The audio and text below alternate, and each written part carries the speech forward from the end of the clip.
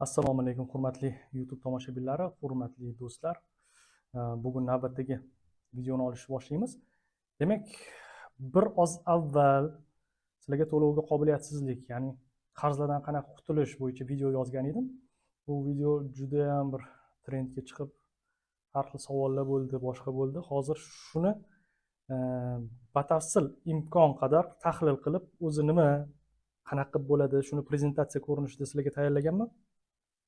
O'shani gapirib beraman. O'zi qilsa bo'ladimi, yo'qmi? E'tibor bering, videoni tagida tayyor shablon, ya'ni arizani qanaqa tayyorlash va ilovalari hammasi shablonlarni tashlayman. Prezentatsiyani ham tashlayman. Siz bemalol tanishib chiqib, mendan maslahat olmang. Yaxshi advokat toping-da, advokatdan maslahat oling. Demak, prezentatsiyani boshlaymiz.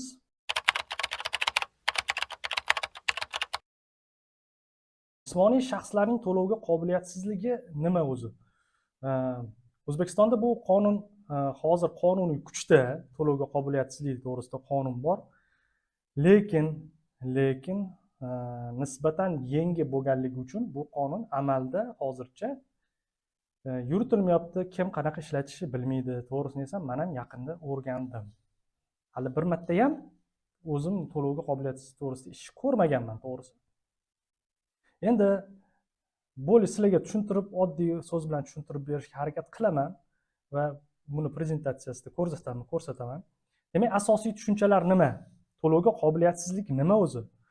To'lovga qobiliyatsizlik bu sud tomonidan e'tirof etilgan holat. Faqatgina sud to'lovga qobiliyatsiz topa oladi qachonki unda qarzdor o'zining pul majburiyatlari va kreditorlar talablarini yoki soliqlar va yig'imlar bo'yicha majburiyatlarni to'liq hajmda bajarishga qodir emasligi aniqlanadi va bu sud tomonidan e'tirof etilishi kerak. Ya'ni o'shanda to'lovga qobiliyatsiz deb topiladi. Endi menga ko'pchilik murojaat qilyapti. Hozir shu joyda aytib o'tib ketaman. Kreditga mashina olgan yoki ipoteka uy oldinglar va bu vaqtda to'lay olmayapsizlar. Endi bu to'lovga qobiliyatsizlikni topshiradigan bo'lsanglar, bitta narsaga tayyor turishinglar kerak. Garov sifatida mashinangiz yoki uyingiz garovga qo'yilgan. U garovdan undirishga harakat qiladi bank. Tushunarli? U garov tayyor turibdi. To'lay olmasang bo'ldi, mana garovdan olaman deydi, boshqa qiladi va mashinangizdan, uyingizdan ajralib qolishingiz mumkin. Kimga bu tatbiq qilinadi? Endi mashinasi ham yo'q, uyi ham yo'q, bo'yinda qarzi bor katta. Nima qilish kerak deganda, ana o'shanda ikki tomonga ham manfaatli bu. Ham qarzdor qarzlardan qutulishi mumkin. Ham undiruvchi, ya'ni kreditor ham o'ziga, demak, bundan foyda olishi mumkin. Hozir qanaqa qilib qilishini hozir tushuntirib beraman sizlarga. Bankrot kim? Kim o'zi bankrot? Sud qarori asosida to'lovga qobiliyatsiz deb topilgan qarzdor unga nisbatan tugatish, ishlab chiqarishi yoki uning mol-mulkini sotish tartibi qo'llaniladigan shaxs. Uni faoliyat tugatib ishlab chiqarish yoki mol-mulk sotish tartibi qo'llaniladigan shaxs. Qarzdor kim? Yuridik shaxslar bo'lishi mumkin. Yakka tartibdagi tadbirkorlar bo'lishi mumkin. Jismoniy shaxslar bo'lishi mumkin.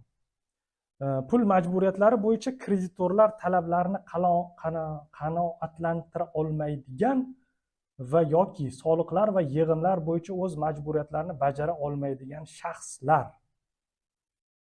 Jismoniy shaxsning to'lovga qobiliyatsizligi belgilari. To'lovga qobiliyatsiz topilishingiz uchun belgi bo'lishi kerak sizda. Ya'ni nimadan iborat bo'ladi belgilar? Pul majburiyatlari bo'yicha kreditorlar talabini qanoatlantira olmaslik yoki soliqlar va yig'imlar bo'yicha o'z majburiyatlarini to'liq hajmda bajara olmaslik. Agar nomingizda qanaqadir ortiqcha mol-mulkingiz bo'ladigan bo'lsa, mashinangiz bo'ladigan bo'lsa, 2-3 ta, unda siz uni to'lovini to'lolmaydigan holatda bo'lmay qolasiz. O'shaning uchun bu belgilarga e'tibor berishimiz kerak. Muddat belgilangan keyin yuzaga kelgan kundan boshlab 3 oy davomida, ya'ni 3 oy davomida siz nomingizda hech narsa yo'q, ishlayotgan oyligingiz kam va buni to'lolmayapsiz va 3 oy davomida muntazam davom etib kelgan bo'lishi kerak. Miqdori har bitta 1 million, 2 million, 10 million ham hammasi to'lovga qobiliyatsizlik bo'yicha asos bo'lavermaydi. Miqdori bor, kamida 500 bazaviy hisoblash miqdori bo'lishi kerak. Kamida 200 deganim. kamida 200 bazaviy hisoblash miqdori bo'lishi kerak. Hozirda BHM 375 ming so'mni tashkil qiladi. 200 barobari 75 million so'm ekan. Demak, qarzingiz 75 million so'mdan yuqori bo'lishi kerak. Masalan, quyidagi vaziyat mavjud. Javobgardan 200 bazaviy hisoblash miqdoridan ortiq miqdorda pul undirish to'g'risida qonuniy kuchga kirgan sud qarori mavjud. Sud qarori turibdi. Majburiy ijro byurosiga murojaatlar bo'lgan, lekin ish qo'zg'atilgandan 3 oydan ortiq vaqt o'tgach ham ish joyidan siljimagan, turli sabablarga ko'ra qarz to'lanmagan. Javobgar qarzdor o'z mulkini turmush o'rtog'i, qarindoshlari, qo'shnilari va boshqalarga o'tkazib qo'ygani haqida taxminlar yoki ishonchli ma'lumotlar bor. Taxminli ishonchli ma'lumotlar bor. Mantiqiy savol tug'iladi, nima qilish kerak? Men bu yerda pozitsiyam kreditor pozitsiyasida turib tushuntiraman. Siz qarzdor bo'ladigan bo'lsangiz, qarzdorlarga ham manfaatli joylari bor. Nima qilishimiz kerak? Mantiqiy savol. Qabul qilish, bo'ldi, demak shunaqa ekan, vaziyatga tan beraman, bo'ldi, undira olmayman deb ketish. Kechirish, unutish. Yoki sudga qarzdorning to'lovga qobiliyatsizligi to'g'risida ish qo'zg'atish haqida ariza bilan murojaat qilish. Bu kreditorlarga bog'liq. Nimaga kreditor manfaatini hozir ko'rib chiqamiz. Kreditorga ham foydali tomonlari bor. Ya'ni, agar uni bankrot to'lovga qobiliyatsiz topadigan bo'lsa, o'sha muddatlari bor. Muddatni ichida bu kreditorni faqat shu kreditorni qarzini undirish bo'yicha xatti-harakatlar belgilanadi. U boshqa joydan qanaqandir qarzlar boshqalar olmaydi. Uni ustiga har xil penya, boshqa qarzlar bo'ladigan bo'lsa, penyalar tug'maydi. Maqsadimiz asosiy qarzni qanchadir qismini bo'lsa ham olish. Shu nuqtai nazardan, demak, men kreditor tomonidan hozir ham aytib o'taman. Agar siz qarzdor bo'lsangiz, qarzdorga manfaatli joylari bor. Demak, bosh og'riqlardan qutulasiz, turli har xil haligi keyinchalik penya, jarima qo'llashlardan qutulasiz. Sudga kim murojaat qilishi mumkin? Sud ish jarayoni. Qarzdor, kreditor, soliq organi, boshqa vakolatli organlar murojaat qilishi mumkin. Qaysi sud ko'rib chiqadi? Qarzdorning davlat ro'yxatdan o'tgan joyidagi, agar bu yuridik shaxs bo'lsa yoki yakka tartib tadbirkor bo'lsa, yoki jismoniy shaxs bo'lsa, yashash joyidagi iqtisodiy sud. Sudga qanday murojaat qilish kerak? Talablaringizning to'lovga qobiliyatsizlik belgilariga muvofiqligini tekshirish. Birinchisi, tepada belgilarni sanab o'tdimi? 3 oydan ortiq muddatda to'la olmayapti. 200 bazaviy hisoblash miqdoridan ortiq sud tomonidan belgilangan yoki sud qarorisiz. Sud tomonidan belgilangan yoki sud qarorisiz. Arizani tayyorlash kerak. Arizani sizlarga tayyorlab beraman. Pastda videoni tagida demak yuklab olishinglar mumkin. Qarzdorga ariza nusxasi va unga ilova qilingan hujjatlar nusxasini yuborish. Agar kreditor tomonidan topshiriladigan bo'lsa, qarzdorga demak ariza nusxasini jo'natish kerak va kvitansiyalarni ilova qilish kerak. Tegishli hujjatlarni ham jo'natish kerak. Agar qarzdor o'zi murojaat qiladigan bo'lsa, demak kreditorlarga ariza nusxalarini jo'natish kerak, pochta orqali va kvitansiyalarni demak ishga qo'shish kerak. Davlat boji bor, davlat bojini to'lash, pochta xarajatlarini to'lash, sud boshqaruvchisi xizmatlari uchun avans to'lash, ya'ni to'lovga qobiliyatsizlik ishi ochilgandan keyin qarzdorni mol mulkini boshqarish sud boshqaruvchisiga o'tadi yoki moliyaviy boshqaruvchi deydi. Uni demak oyligi bor, uni oyligini to'lashimiz kerak. Demak qarzdor o'zi xohlagancha nimalar qilish, xohlagancha harakat qilmasligi uchun demak sud boshqaruvchisi uni faoliyatini boshqaradi. Ariza va ilovalarni qarzdorning davlat ro'yxatidan o'tgan joydagi yoki jismoniy shaxs bo'lsa, yashash joyidagi iqtisodiy sudga topshirish. Iqtisodiy sudga topshirish. Da'voga ilova qilinadigan hujjatlar. Nimalar ilova qilinadi? Arizaga. Qarzdorga ariza nusxasi va unga ilova qilingan hujjatlarni yuborganlik to'g'risida pochta kvitansiyasi. Davlat boji to'langanlik to'g'risida invoice, pochta o'sha kvitansiya invoice nusxasi. Pochta xarajatlarini to'langanligi to'g'risida invoice nusxasi. Mana bu yerda, demak, sud boshqaruvchisi xizmatlari uchun avans to'lovlari to'langanligi to'g'risida dalil, talablar va ularning miqdorini tasdiqlovchi dalillar. Agar qarzdor avval yakka tartibli tadbirkor bo'lgan bo'lsa, tegishli guvohnomasining nusxasi, arizachining yuridik shaxs yoki yakka tartibli tadbirkorning ro'yxatdan o'tganlik guvohnomasi. Agar ariza vakil tomonidan imzolansa, maxsus vakolatli ishonchnomaning nusxasi. Ya'ni advokat yollagan bo'lsangiz, advokatga demak ishonchnoma bergan bo'lsangiz, uni nusxasini berasiz. Sudga murojaat qilishdan oldin to'lanish kerak bo'lgan to'lovlar. Nimalarni to'lashimiz kerak? Qancha to'lashimiz kerak? Muhim, to'lov mavjud bo'lmasa, ariza sud tomonidan qaytariladi, ko'rib chiqilmaydi. Birinchisi to'lov turi davlat boji miqdori 3 bazaviy hisoblash miqdorida yoki kichik biznes uchun ushbu summadan 50%. Ya'ni 3 baravar bo'ladi. 3 bazaviy BXM 3 baravari. Agar kichik biznes subyekti bo'ladigan bo'lsanglar, buni 50%, ya'ni 1,5 baravar to'laysizlar. Pochta xarajatlari BXM ning bazaviy hisoblash miqdorining 10%, 37.500 bo'ladi hozirgi kunda. Sud boshqaruvchisi xizmatlari uchun avans yoki moliyaviy boshqaruvchini xizmatlari uchun avans 7 baravar, eng kam oylik ish haqini 7 baravari miqdorida. Qanday talablar bo'yicha bankrot deb topish to'g'risidagi ariza bilan sudga murojaat qilish mumkin?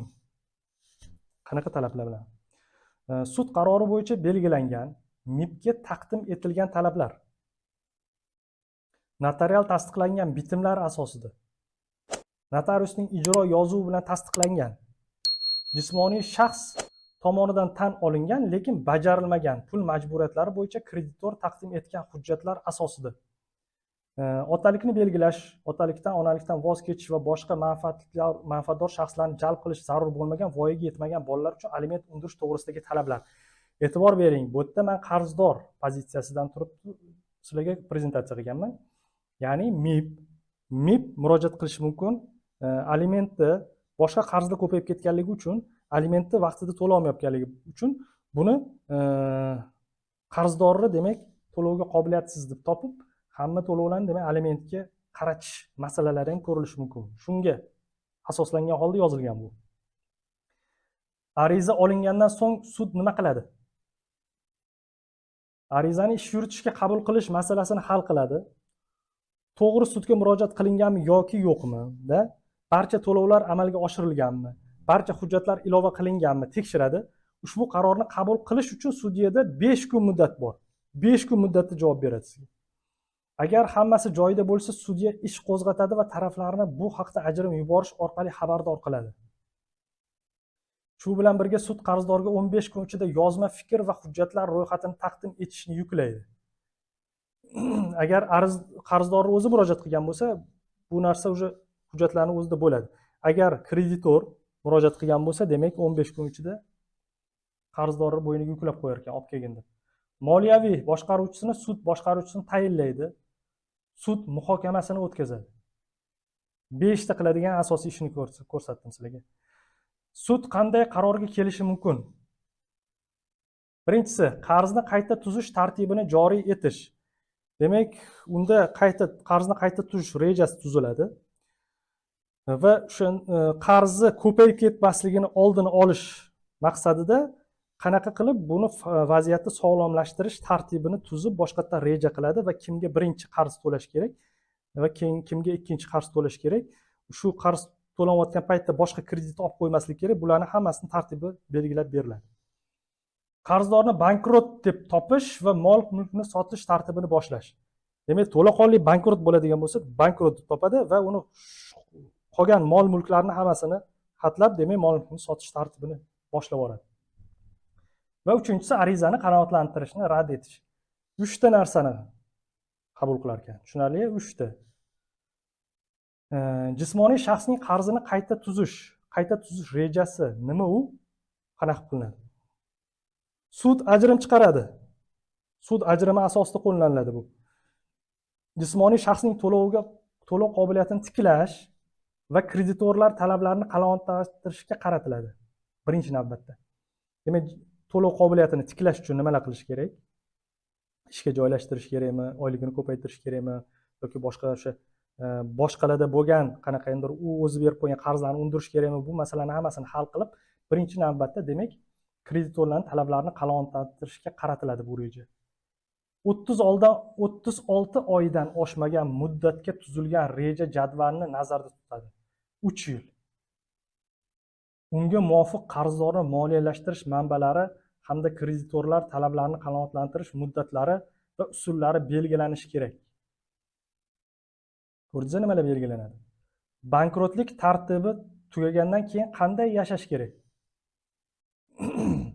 5 yil davomida jismoniy shaxs kredit, qarz olishda o'z hayotining ushbu davri haqida xabar berish kerak.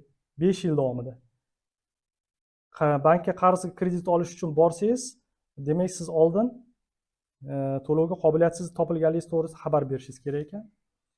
5 yil davomida jismoniy shaxs o'zini bankrot deb topish to'g'risida sudga murojaat qila olmaydi.